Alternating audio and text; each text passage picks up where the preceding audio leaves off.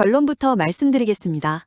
대한민국 코스피 지수가 사상 처음으로 4,000선을 돌파했습니다. 꿈의 숫자라고만 생각했던 이 기록이 현실이 되자마자 전 세계 자본시장이 발칵 뒤집혔는데요. 세계 경제의 흐름을 주도하는 월스트리트 저널은 이를 두고 아시아의 반격이라는 강렬한 헤드라인을 뽑아냈습니다.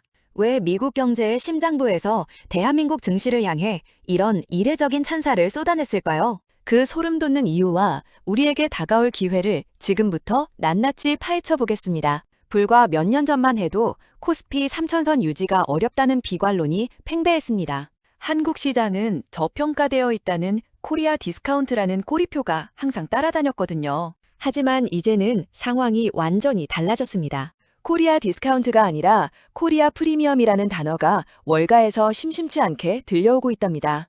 숫자가 4,000을 찍었다는 건 단순히 주가가 올랐다는 의미를 넘어섭니다. 한국 경제의 체질 자체가 완전히 바뀌었음을 전 세계에 증명한 셈이죠. 월스트리트 저널이 아시아의 반격이라는 표현을 쓴 배경에는 반도체 패권의 이동이 있습니다. 인공지능 시대가 본격화되면서 전 세계는 고성능 메모리에 굶주려 있잖아요. 그 핵심 열쇠를 쥐고 있는 곳이 바로 대한민국의 삼성전자와 SK하이닉스입니다. 특히 차세대 AI 반도체의 필수 부품인 HBM 시장에서 한국 기업들이 독보적인 기술력을 과시하고 있네요. 미국 빅테크 기업들이 한국의 반도체 없이는 한 발자국도 나갈 수 없는 상황이 된 겁니다. 과거에는 미국 증시가 흔들리면 한국 증시가 더 크게 휘청거리는 게 공식이었습니다. 그런데 이번에는 달랐습니다. 나스닥이 조정을 받는 사이에도 코스피는 견고하게 자리를 지키며 오히려 상승폭을 키웠거든요. 월가는 이 현상을 보며 한국 시장이 더 이상 미국의 종속 변수가 아니라고 판단한 모양입니다. 독자적인 성장 동력을 확보한 독립적인 경제 강국으로 인정받기 시작한 것이지요.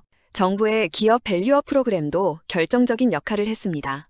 일본이 증시를 부양했던 방식을 벤치마킹하면서 한국 기업들의 지배 구조가 투명해지고 주주 환원이 강화되었잖아요. 자사주 소각과 배당 확대 소식이 매일같이 들려오고 있습니다. 해외 투자자들 입장에서는 매력적인 투자처가 된 셈이죠. 그동안 한국 주식을 외면했던 검은머리 외국인들이 아닌 진짜 외국 자본들이 밀물처럼 밀려오고 있더라고요. 잠깐 여기서 중요한 게 있습니다. 코스피 4,000 돌파의 주역은 단순히 대기업뿐만이 아니라는 점입니다.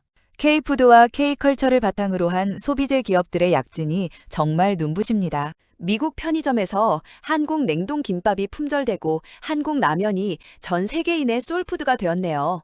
이런 문화적 영향력이 기업의 실적으로 연결되면서 증시 전체에 기초 체력을 튼튼하게 다져준 것이랍니다. 에너지와 원자력 분야에서의 활약도 빼놓을 수 없죠. 탄소 중립 시대에 가장 현실적인 대안으로 꼽히는 소형 모듈 원자로. 시장에서 한국의 기술력은 세계 최고 수준입니다. 체코와 폴란드를 비롯한 유럽 국가들을 비롯한 한국의 원전을 선택하는 이유가 무엇일까요? 최고의 가성비와 기술력을 동시에 갖췄기 때문입니다. 방산 분야 역시 폴란드 수출을 기점으로 K방산이란 이름 아래 전 세계 시장을 휩쓸고 있군요. 월스트리트 저널은 이러한 한국의 다각화된 산업 포트폴리오에 주목했습니다.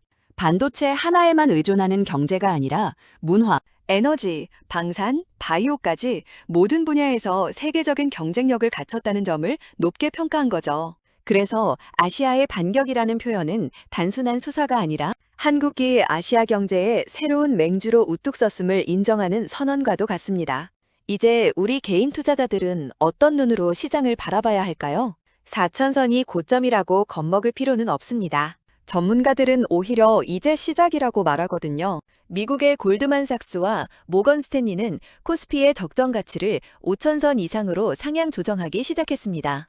한국 기업들의 이익 체력이 과거와는 비교할 수 없을 정도로 커졌기 때문이지요. 물론 장밋빛 전망만 있는 것은 아닙니다. 지정학적 리스크나 글로벌 금리 변동성 같은 변수는 여전히 존재하니까요. 하지만 우리 기업들이 보여준 위기 극복 능력은 이미 여러 차례 증명되었습니다. IMF 외환 위기와 글로벌 금융 위기를 겪으며 쌓아온 내공이 이제 빛을 발하고 있는 겁니다. 위기가 올 때마다 한국 경제는 더 강해졌고 이번 4,000 돌파는 그 인내의 결실이라고 볼 수 있겠네요. 노후를 준비하시는 시니어 여러분께도 이번 소식은 큰 의미가 있습니다. 우리 자산의 상당 부분이 주식이나 펀드에 녹아 있잖아요.